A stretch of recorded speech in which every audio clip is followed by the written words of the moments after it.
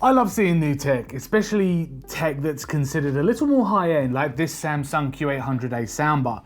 Now the new Q800A is almost identical in design to last year's Q800T, though there are some significant improvements to performance that we'll be going through in this review that you might want to fancy upgrading to. The soundbar itself is rather wide, as you can see on camera. It slightly hangs off frame, though it's not very tall, and that's for good reason.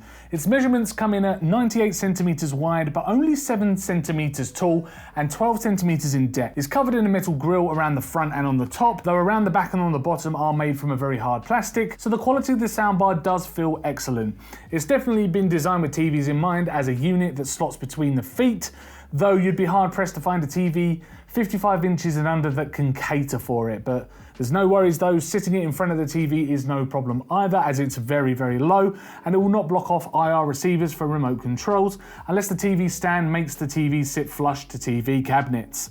It can be wall mounted too, very easily, if that's more your thing, though I must say it does look better if it lived below a TV rather than above it. On the front is again some very subtle branding by Samsung and also some small LED lights on the front right hand side, hidden by the grille, which gives you your source and menu prompts, and it's actually quite bright so it can be seen during the day and very clearly at night. The Q800A has a 3.1.2 style setup with 3 speakers in front delivering front, left, front, right and center audio, and 2 up-firing speakers for that surround sound style audio, while the single channel woofer provides that thumping bass, and it does absolutely boom if you've got it turned up. There are an additional 2 satellite speakers that offer both front and up-firing speakers for an additional cost, and they're designed to go behind you or at least either side of your main viewing positions to give you that true Atmos feeling. It'll up the system to a 5.1.4 setup, but they're an additional £300 or so, which is pretty hefty after spending £800 on a soundbar already.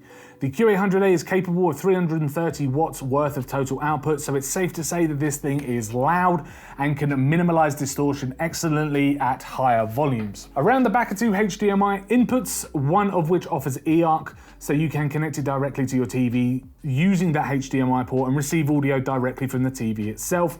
Very much a standard with soundbar these days. The HDMI inputs can pass through a number of signals, including HDR10 Plus and Dolby Vision, and do your Atmos and DTS:X sound from compatible devices. The one thing that's a little disappointing is that HDMI pass-through isn't compatible with VRR gaming or even 4K resolutions at 120 FPS refresh rates, as you can now get on current gen consoles and even PCs. The other audio input on the back is an optical port, but if you're using eARC, there's no real need for this. It's nice to have in case you don't have an eARC compatible screen. You've also got Wi-Fi if you're a Samsung SmartThings user and want to play music across the network using Spotify, Tidal or music stored on your phone. You've also got Bluetooth and AirPlay 2 if these are important to you as well. So the number of ways to play audio is pretty decent. It's just a shame it's only got 1 HDMI as a pass-through. The soundbar is paired with a subwoofer, which on first impression was unusually large, but I must say it does absolutely pack a punch. It's primarily made from wood with some subtle branding on the front and a soft fabric to cover the woofer. Its size comes in at around 20 centimeters by 40 centimeters by 40 centimeters. It also connects to the soundbar wirelessly, so you can keep that hidden out of the way if desired. And having a subwoofer on display is never really a great thing anyway. Mine is usually next to the sofa and is used as a small table for drinks. Just don't spill it while you're reaching over your arm of your sofa. But it's a soundbar. How does it all sound? Well, it sounds absolutely phenomenal. The Samsung Q800A seems to deliver excellent clarity whatever you're listening to. Sure, audio is essentially coming from the front of your room, and unfortunately we were not sent a set of satellite speakers. I can only comment on the soundbar and the subwoofer, but everything I heard was just absolute bliss. Samsung has given you several audio modes depending on what you're listening to or watching. The first is their standard mode, which delivers audio from the source without any kind of post-processing effects or digital changes. Their adaptive sound feature takes audio sources and optimizes them to the soundbar itself. There's a surround sound option that will use all of the speakers to digitally enhance your audio, giving you a surround sound effect, which was great for non-Atmos and DTS:X sound sources like Disney Plus on my Xbox One. And there is also a game mode that enhances gaming soundtrack. But once the Dolby Atmos kicks in though, and with my TV especially, it prompted when a Dolby Atmos signal was detected for the soundbar, like it was when I played Drive to Survive and Extraction on Netflix. The soundstage of the audio just completely widens and it sounds absolutely fantastic.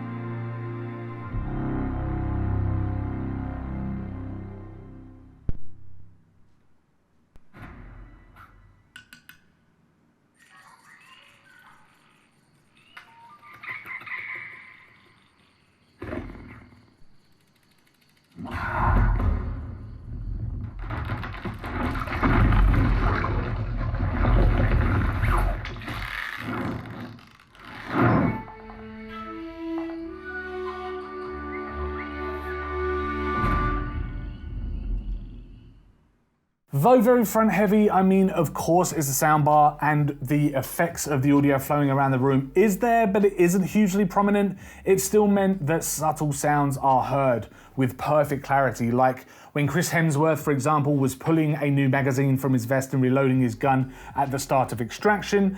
It was all so prominent and will easily fill larger living rooms.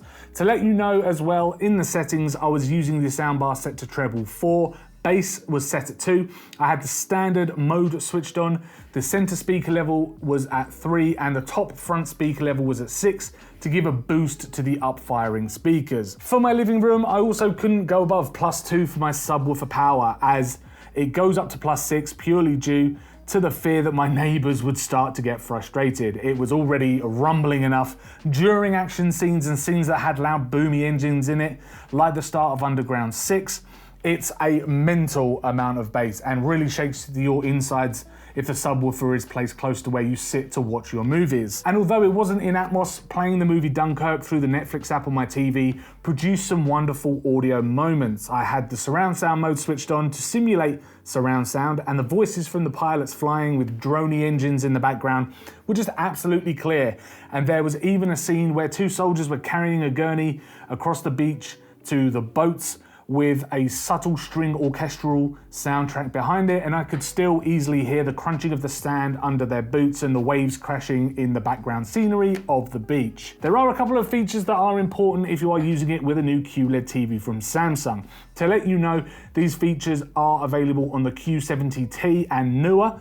They are the new Adaptive Sound Plus and Space Fit systems. What these will do for your audio is use your room's noise conditions and give you a volume level based on this, as well as room layout using the sensor in front of Samsung compatible tellies. I say you need a Samsung QLED TV because it needs to be used with the microphone and sensor that's built into Samsung TVs to get a reading of what the conditions are like. Samsung's Q-Symphony technology, which enables TVs and soundbars to work together by pushing audio from the top of the TVs to add yet another layer of that up-firing audio, is also missing here, as I am not using a Samsung TV for this review.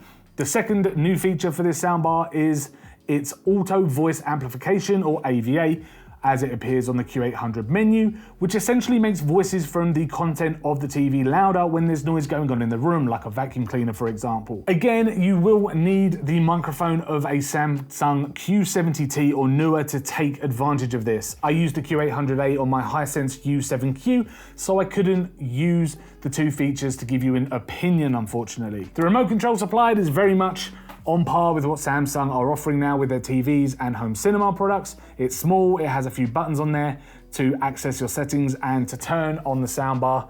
But once my settings were dialed in, I never really had much use for it as my Hisense TV remote kicked in and I could change volume levels with that. So to conclude, yes, the Samsung Q800A is expensive, and yes, if you're buying this soundbar for anything other than a Samsung Q70T or newer TV, you'll miss out on some fantastic features. But as is, plugged into my Hisense Q7U, playing some Dolby Vision and Dolby Atmos compatible content was just absolutely marvelous. The rear speakers would only heighten the surround effect, and as I said, it's a shame I couldn't test, but from this soundbar and subwoofer alone, once you fine-tune your settings to match your room, it was awesome. It's a shame that I have neighbors, otherwise the soundbar would just be cranked. But even at volume levels that I could get away with without an angry knock at the door, I was super impressed, and everything sounded clear and punchy, and it's a great all-around performer for both movies and even music. So thank you very much for checking out our video review of the Samsung Q800A soundbar. If you enjoyed this video, hit that like button, subscribe to keep up with our latest tech and gaming videos, and also let us know in the comments down below what you think of Atmos on a soundbar, especially one from Samsung, or if you've got one of these soundbars or a Q800T from last year, let us know what you think as well. As I say, thanks very much for watching, and we'll see you in the next video.